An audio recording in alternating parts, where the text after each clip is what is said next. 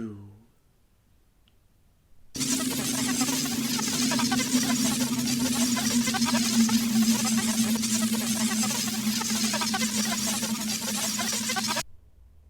We watched a movie today. Santa and the Ice Cream Bunny.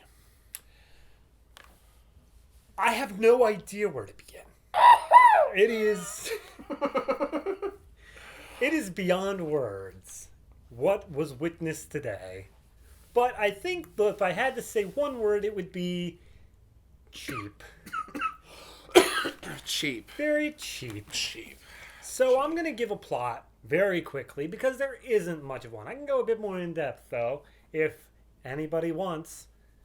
The most in depth that you really need to go for this movie is that Riff Drax did a pretty good riff off of it. So go and watch that more than anything else. Okay, so movie opens up.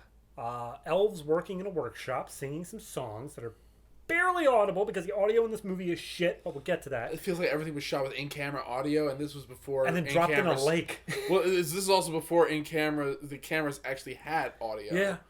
They just pretty sure. They just had a loose leaf on some wet vinyl. And they just had it spinning around. They're like, yeah, it's probably picking up the vibrations right. Perfect. Anyway, so they're singing along. One elf looks outside the door and is like, hey, the reindeers are back, but there's no Santa.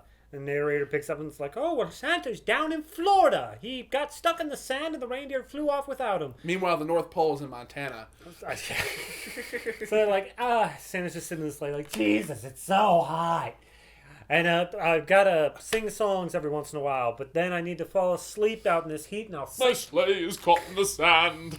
I will psychically contact these children in the town to help me. My reindeer left me. And he's contacting these kids, and they all stop playing and run out to the beach to help Santa. Girls. Kim. Chad.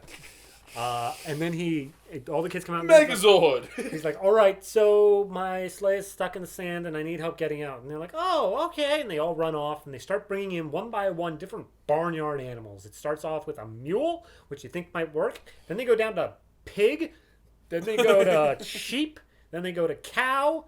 Then they go to horse, which you think they would have just went with to begin with if they had on hand, but they didn't. By the way, forgot something. Before they brought in any of those, they brought in a guy in a gorilla suit.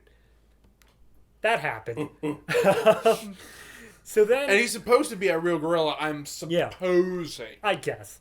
So none of the animals work because Santa's not willing to put in 2 shits to get them actually hooked up to the sleigh. He sits on the sleigh as they're trying to pull it. Well, back it up. Come on, kids. Put some fucking elbow grease into it. It's like, I'm just going to sit here and be hot. And then he... It's like, well, none of those worked. I'm just going to start digging out the sleigh. And he starts for about 8 seconds. And he's like, it sucks. Kids, come here. I'm going to tell you a story. And the next hour of this movie, nearly, is him. The version we watched is him recounting Jack and the Beanstalk. Now, the Riff Trax version and many other versions available have this part be a retelling of Thumbelina. Yeah. Which is all by a director named Barry Mahon. M-A-H-O-N. Not E? I thought E. Anyway, Mahon. No.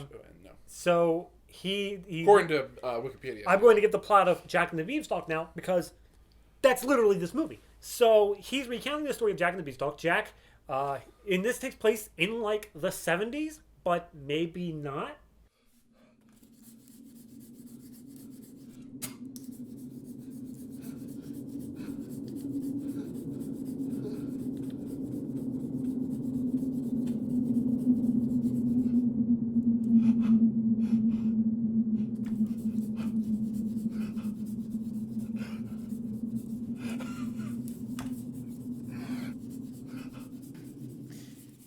Everyone's wearing fringe jackets and bell bottoms, but it's a community theater rendition. I guess, but with only 4 people ever having costumes.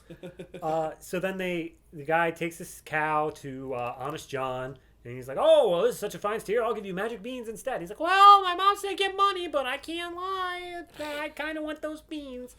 So he gets the beans. Mom's like, "You fucking idiot. Go back, get the money. You fool." And he goes back. Honest John's gone. He comes back home. Mom's like, fuck these beans. Throws them outside. Immediately grows. Immediately. He climbs up the beanstalk. He sings a song about how awesome it is up there while he's getting oxygen deprivation. True love. No, that wasn't that one. That was the earlier one that when we introduced to his character. Yeah. When he's up in the beanstalk, it's a magic land. Magic land. It's oxygen deprivation. So he goes in there and he sees a giant and his wife, and they're like, I'm a giant and P-5-O-Fum. I smell the blood of an Englishman. But in other times I'll talk like this. Oh, I love creepy crawlies. So he has this magic hen, which hello, wife. Which he not even hello. Which wife. The magic hen he apparently stole from Jack's father. That lays golden eggs. Jack goes up, steals it, and he's like, I thought I smelled something. Well, not going to do anything about it. P-5-O-Fum. Goes back down. The magic hen's laying golden eggs for him. Honest John comes back, but now he's selling magic beans. Nobody's happy with him because none of the beans actually work. Then he climbs back up, and he's like, oh, you know what? They had the magic harp up there that also belonged to my father. So he climbs back up the beanstalk, and he's waiting out, so he can grab the magic harp. The giant smells him again and is like, I'm going to set up a trap. He's up to like a 500-pound weight, like Tom and Jerry style, to crush him. This will stop.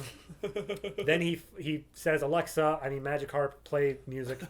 And the magic harp starts playing. He falls asleep to it. Jack comes in, grabs the magic harp, bolts. The guy's like, oh, my trap! Pling! Then he starts climbing down the beanstalk, and he's like, he gets back down to the bottom, and Jack's like, okay, we need to cut this bitch down now. Chop, chop, thump.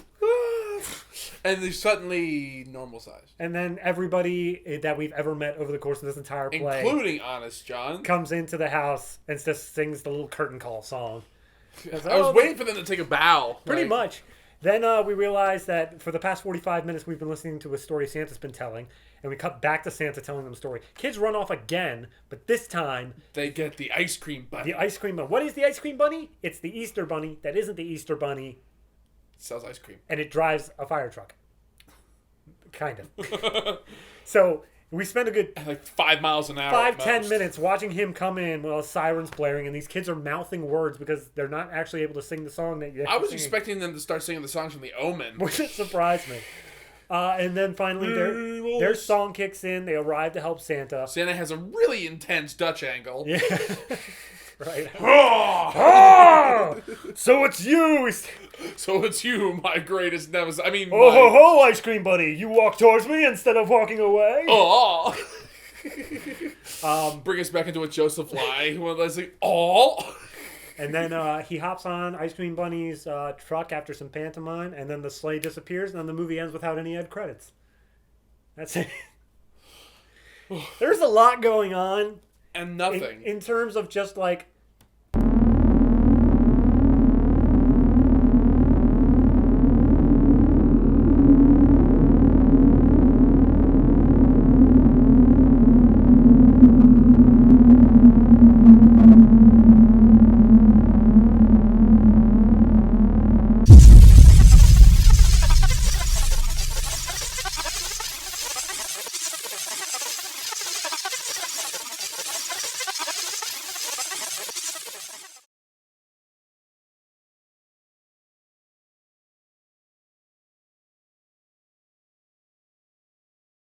What the fuck am I looking at Dude, here? so much was spent on just the random farm animals trying to be backed into the sleigh. I don't think it was. I think that was like the one person who like wanted a part in the movie. Their parents owned a farm like 3 miles down the road. And they're like, can you get us a pig, a sheep, a mule, a horse, a cow, and a gorilla? Was it? I can do everything but that last one. Was it Barry maybe Mahon's daughter? I don't know. Maybe. Oh, by the way, the kid that decided that the ice cream bunny was a good choice instead of those animals wasn't the kid. It was their dog. Their dog decided to get the ice cream bunny in on this. Because, yeah. Apparently, also the producer Barry Mahon and also Director. his post-war stuff with Errol Flynn and all that kind of stuff is on Wikipedia. But there is not a single there's not a single source or notation. So he has, according to Wikipedia, he has a very, very polished career for the most part. But there's no sources. There's no sources, so none of it's verified. So it's alleged. Alleged. But besides that, from what we were able to garner, also allegedly. That Santa and the Ice Cream Bunny was primarily pieced together from several of Barry's previous projects. So the Santa and the Ice Cream Bunny stuff was filmed for this. It was its own thing. Which is like 20 minutes. Yeah, and then they had the middle part be a previous film of his. In some versions, it's Thumbelina. In other versions, it's Jack and the Beanstalk. They're also, in the beginning and very end, they make a quick little reference to Tom Sawyer and Huck Finn. Yeah. Which apparently, according to IMDb Trivia, again unverified, was because he was trying to make a Tom Sawyer Huck Finn film, but then gave up after a day. So he just put that footage in here. Fuck this, I'm bored. I'm like, and what? It makes no sense because they're floating on like a piece of gate. Like Santa's calling all the kids, and then they just show up, and they have like a pet raccoon. No, they don't even call them. They just like, hey, look at all those kids. Maybe if we hang out in these woods, we'll see what's going on. And then you just see them peering over bushes, and then we forget about them for an hour. Well, it's funny and too. And then they come back like. That's all that they do. The raccoon's dead. I love it. It's like, okay, the movie, if you cut out the Jack and the Beanstalk bit or the Thumbelina bit, because it's entirely just the Hans Christian Andersen story. Yeah. With 70s swing. A little bit, yeah. It's like, but for the most part, like that's exactly what it is. Mm-hmm. It's just a kind of community theater version of it with the sets to go with it. But if you look at the actual Santa and Ice Cream Bunny aspects of it, the first half has a bunch to do with, you know, the elves and everything. They're not seen after the opening credits. Nope. As soon as they say like Santa's not here, guess we'll keep working. They do nothing. Yeah, and when the Ice Cream Bunny comes and gets him at the end, there's nothing to set him apart as an ice cream bunny. No, he's just a bunny with a fire truck. I honestly think because there was a large part of this when the Ice Cream Bunny is driving, he drives through an amusement park called Pirates World. Mm-hmm. Pirates World. And it's apparently shut down now. It was the last thing ever filmed in that amusement park. I think that Ice Cream Bunny may have been a mascot at Pirates World. Like, to sell ice cream. And the only way that, like... Somebody knows. They could film in that area was to have him in the movie. I mean, I could believe it. I mean, because also, why in the... Otherwise, how in the world do you convince the people who did shoot in Pirates World...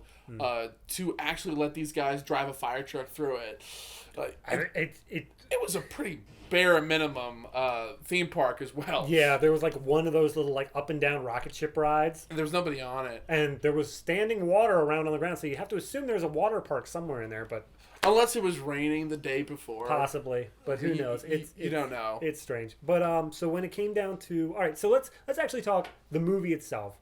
Quality-wise, especially like... from the 70s era. Do you think that it stands up to being a 70s film? See, all right, the 70s was really a really kind of weird time in film history because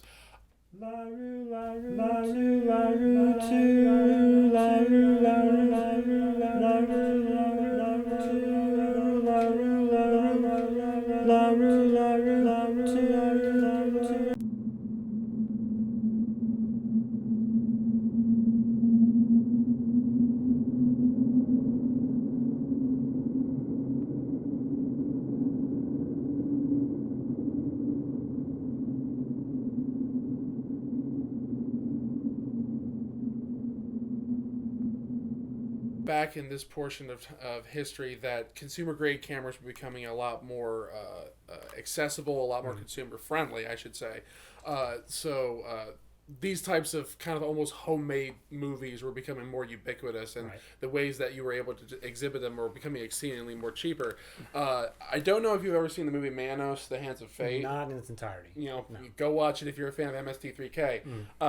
But at the same time, I was shooting on a camera, I forget what kind it was, so let me know if you do know, that it was only able to shoot for like 30 seconds at a time. Okay. So as a result of that, they, for some reason, thought that they needed to use 30 seconds every single time they had a cut. So it had all these really long, awkward pauses. So that's what we have here, really. There's not really any material that's padding anything out. It is just a little bit of something going on, at a very slow pace. Yeah. It's weird because, like, there are a lot of shots from the first half that are wholesale lifted and used again in the second half. Mm-hmm. So obviously they had some concept of, like, not having to film more than they had to. Either that or they just didn't have proper coverage and they had no idea. But it was, like, that strikes me as they didn't want to film for the whole 30 seconds. So, I don't know. It's strange to me in that, yeah, they didn't have enough to fill every shot. But it felt more to me like the movies modern times where it was just like, okay, hour and a half. We got to hit an hour and a half. Hour and 20 minutes minimum. Let's just walk slow, talk slow, and don't do anything to enunciate so we can put this in afterwards. Exactly. And that's the sort of thing where it just feels like, yeah, they wanted to hit a feature film length. Like they had to hit an hour for whatever marketing or whatever. This cut that we watch is an hour and 10 minutes.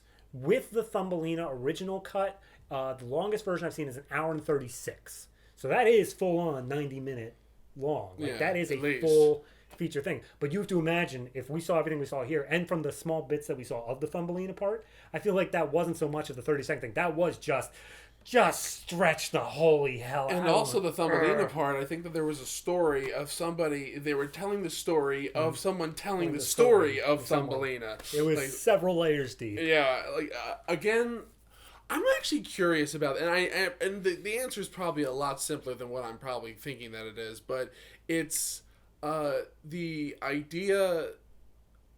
It's the idea that this did not have a complete script going into it. Yeah. I don't know exactly what. I really would like to know the context behind making of this movie. I mean, all of Santa's lines, 100% were completely ad-libbed. Like, you can't tell me that someone had him script in I don't there. think he was saying anything on set on set, probably not. Or at least very minimal stuff just to keep, like, the kids entertained. Yeah. Like, have them have something to bounce off But there's of. definitely the songs were written beforehand. But even then, because he's wearing the beard and all that, there's the one song that he has that he's actually I'm talking about the kids. Oh, Because especially when they're riding with, like, the ice cream bunny on the truck, they're singing stuff even though we don't hear it for the first, several shots that they have it. But first 2 minutes of the song. Yeah, exactly. So and then it comes in, it's out of sync completely. Yeah. But as it was, I don't know where specifically the parts that were thought about this movie came into play, and then they realized that they didn't have enough of anything. Honestly, this struck me as a one-day shoot. This struck me as like, hey, bring it. Like they went to the Pirates World, went around, like put up posters saying like, want to be in a movie? Meet at this point at 12 o'clock, and then they just shot all the scenes in one go, knew they would never have those kids again, and then immediately just...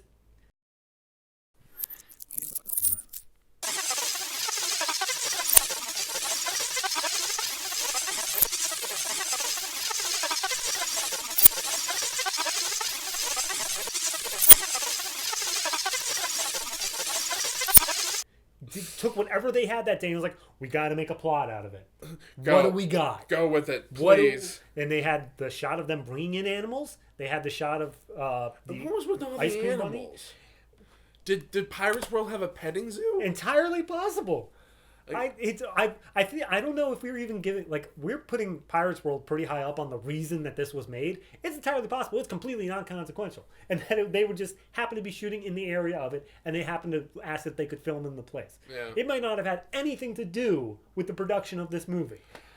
But we don't know because no one cares about this movie. Well, only as fodder, basically. Yeah. And, like, normally when it comes down to certain films that we review on the show or just in general, that you always have to take the making of the movie into account. Mm-hmm. But I don't think the filmmakers really took the making of this movie into account when they were making it either. But at the same time, though, the movie is so odd. It's so jigsawed together. Mm-hmm. You weren't making this movie to make a quick buck.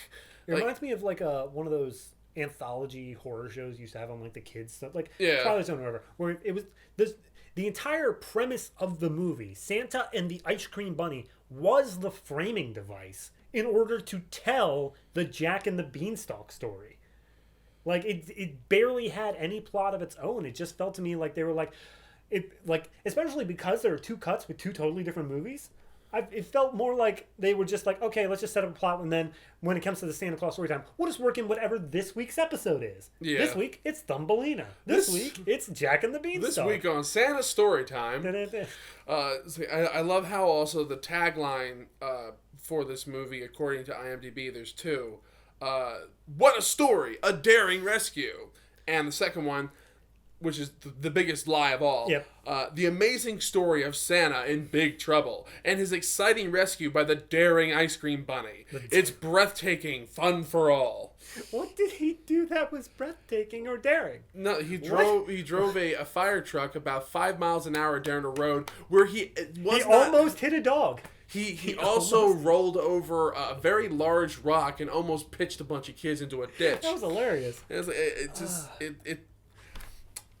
I've seen a lot of schlocky movies, but again, there's a specific niche that they're going for. It's like the midnight, the midnight hour driving crowd who are only going to the drive-in to find background stuff to just make out to. Like that's the type of like horror and all that kind of shit that was playing during the time. Yeah.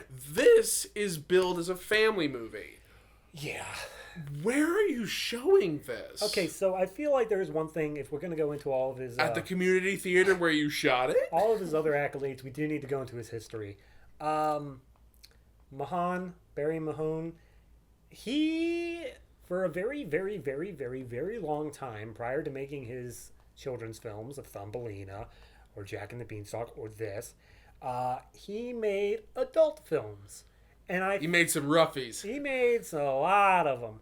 And I feel like that kind of carried over in why do people care so much about plot?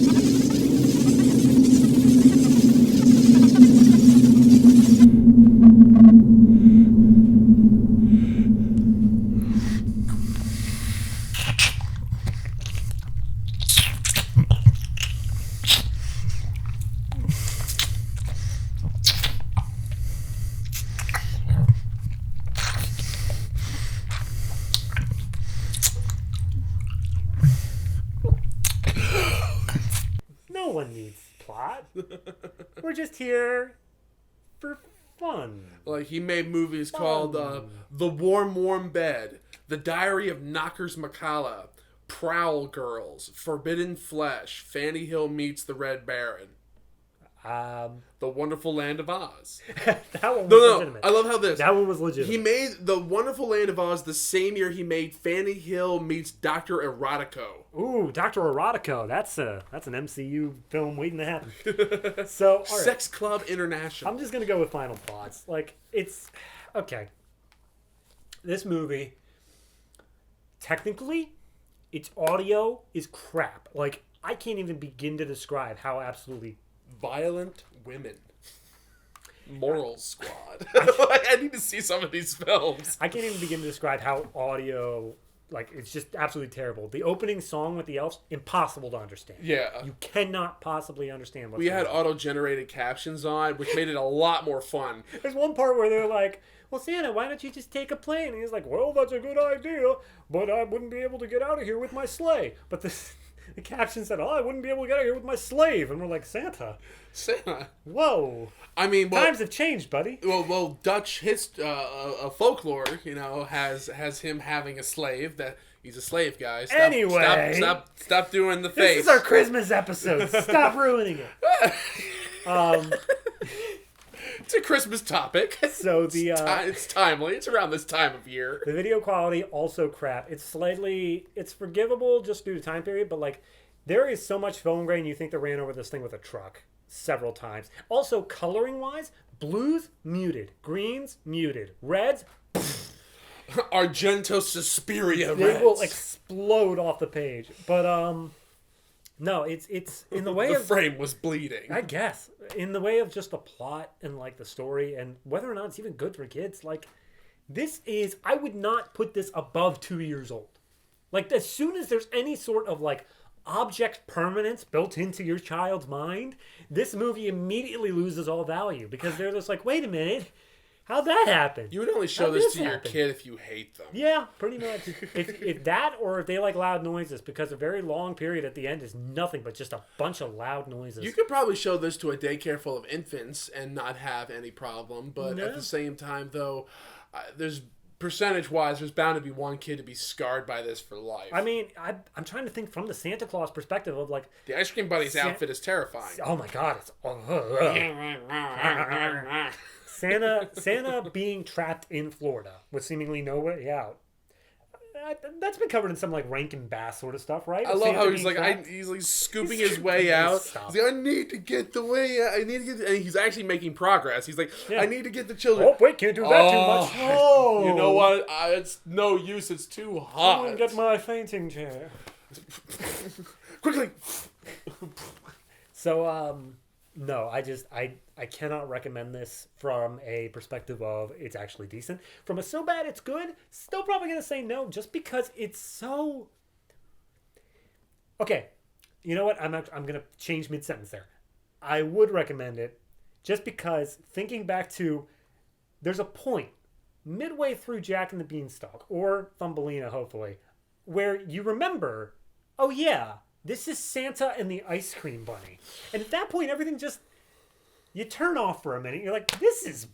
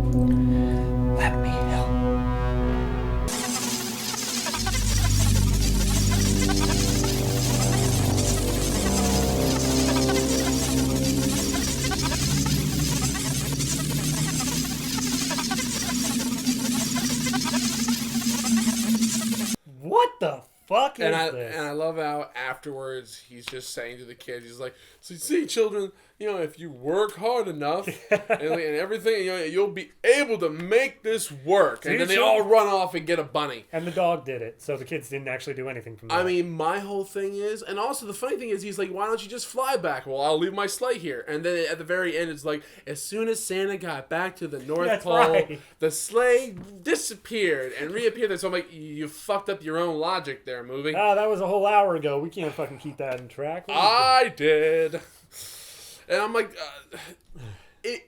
I think one of the reasons why the reaction to this movie is kind of so, I guess, baffled is because the you can barely hear most of the film when they are singing. It's all just like... None of the songs, as far as we can tell, are plot advancing songs. No. They're all just like... 3, 5, 4, 1.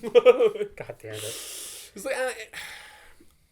that doesn't also speak well for Mahone's children's films and whatnot. If those were his... See, the thing, Jack and the Beanstalk, I'd say infinitely higher quality than the framing device. The only thing that every single time we went into the village aspect of Jack and the Beanstalk, I'm always like, that's a nice backdrop there. Because wow, is it a stage? But that's fine. It is fine for what it is. And honestly, if it was just Jack and the Beanstalk, I would have been okay with it. But the framing device makes no goddamn sense. And the ice cream bunny makes even less sense. Because, like, Santa's like, my old friend. I'm like, okay, so what is your relationship and does Miss Claus know? I feel like Mrs. I feel like at some point in the script it was Easter Bunny, and somehow there managed to be like a copyright scare where they're like, "Can we actually use Easter Bunny?" I don't know. Dub it over with Ice Cream Bunny. It fits the mouth. Ice cream Easter. Yeah, close enough. Like, doesn't that seem plausible? I don't even know what to think about this movie, honestly, because this goes into, it's not like Beyond the Black Rainbow and whatnot, where things are really weird and really kind of but there's still obtuse. Through line. And there's a through line, and there's a creative spark that's there. Whether or not you like it or agree with it is irrelevant. It's a matter about whether or not it's present. Mm-hmm. This, I have no idea what to suppose. Nope. I really don't. I don't understand who this is meant for. And, like, okay, it's a family film. It's meant for families to enjoy. What family is going to sit down and watch this? Again, like I said, like, you only show this to your kids if you really hate them. Mm-hmm. It's like, and if you show it to them before they have object permanence, it's okay, but you still might scar them subconsciously. Yeah. You're going to sit them on the lap of the Easter Bunny 2 years later, try to get a photo at the mall, and they're just going to start screaming. And you're not going to know why. There's not really much that you can say about the film. Honestly, like, the camera angles are rudimentary. Mm-hmm. The sound design is non-existent. The only time that you have moderately decent sound design is when it breaks into, like, the song with the actual background music, because you know for a fact they recorded that separately. Yeah. What Santa says, you can tell at all points, is not at all what he's actually saying, because they get away with it because you never see his mouth move. Yeah. And does the ice cream bunny even talk? No. He just dances around. He pantomimes. He has an open mouth the whole time. Yeah. He winks at the camera, and it's fucking terrifying. He doesn't wink. I am convinced that he was supposed to be blinking, but one eye got stuck. No, I agree, but he ends up winking, and he's just like... It's terrifying. Yeah, I'm like, I don't know what I'm watching. I'm comfortable watching it. And I don't know if this is legal in all 50 states. Nah. No, but it's available for free on YouTube, so check it out. Oh boy. It's available for free. Don't pay money for this, please. Nope. As much as I normally, even for films that I don't particularly like, I'm always like, it's at least worth a rental or something like that. Like, no, this is definitely not worth spending even $250 on. Nope. I don't think they even spent that much money on making the fucking film. That's a little rude, but at the same time, like, and again, like, I got to a point now, as a person, as a film critic and whatnot, where I'm trying to be a lot more, fair about how I go into films of varying qualities, varying budgets, varying whatever. But there's a threshold for that. And I've seen a handful of movies produced at this level from this time period that is not only way more entertaining, but also has far more original content there. They didn't require to have hodgepodges of other movies. 45-minute of another movie. Yeah, and I don't care what anybody says. Like, all right, what was it? I think it was Silent Night, Deadly Night Part 2. Okay. It's one of the more infamous Christmas, horror films. Not mainly because it has nothing to do about Christmas. Half of the movie is flashbacks to the first film, right, and then the other half is the garbage day guy and whatnot. It's like, so, like, you have that aspect to it. So, like, and only everybody remembers it because of the garbage day stuff. Mm-hmm. It's the same thing with this movie. The only parts that are really memorable, if you get that far, are the framing device parts, mm-hmm, mainly just because of how bad they are. Yeah, I wanted to like this for as fodder, in a way. Like, how you like a movie like Troll 2 or something like that. Yeah. But I don't even like it like that. The only reasonable way to consume this movie, in my personal opinion, is through the Riff Tracks version. Yeah. And apparently they did a live version, which they did with the Jack and the Beanstalk version of this movie. Yeah, they did that a couple of years ago for live. I think they have it on their site, Go support some good artists. Yeah. All right. And, making fun of bad ones. With that, those are our thoughts on Santa and the Ice Cream Bunny. And Santa Claus. Merry Christmas, one and all. And to all a good night.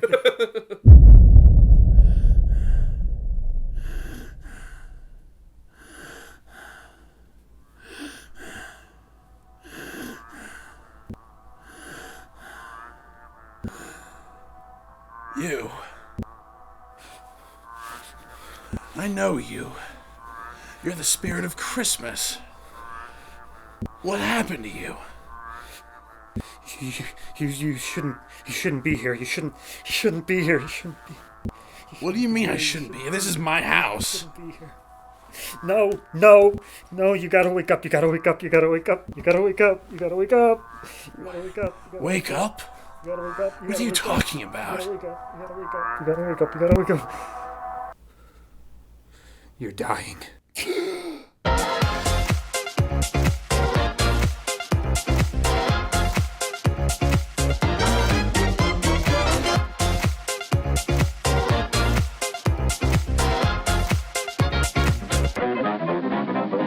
Made possible by contributions from viewers like you. Thank you.